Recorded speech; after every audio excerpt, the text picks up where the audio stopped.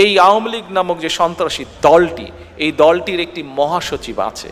আজকে আমার বিকালবেলায় নোয়াখালীতে বিএনপির ইফতার মাহফিল, নোয়াখালী জেলা বিএনপির ইফতার মাহফিলে গিয়েছিলাম আমি। তো সেখানে ওই একই কথা বলেছি।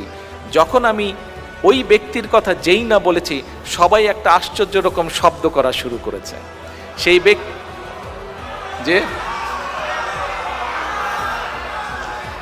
সেই ব্যক্তির নাম দেখেছে তার বাবা মা হয়তো শখ করে, কিন্তু বাংলাদেশের মানুষ সেই ব্যক্তিটাকে তার নামে ডাকে না।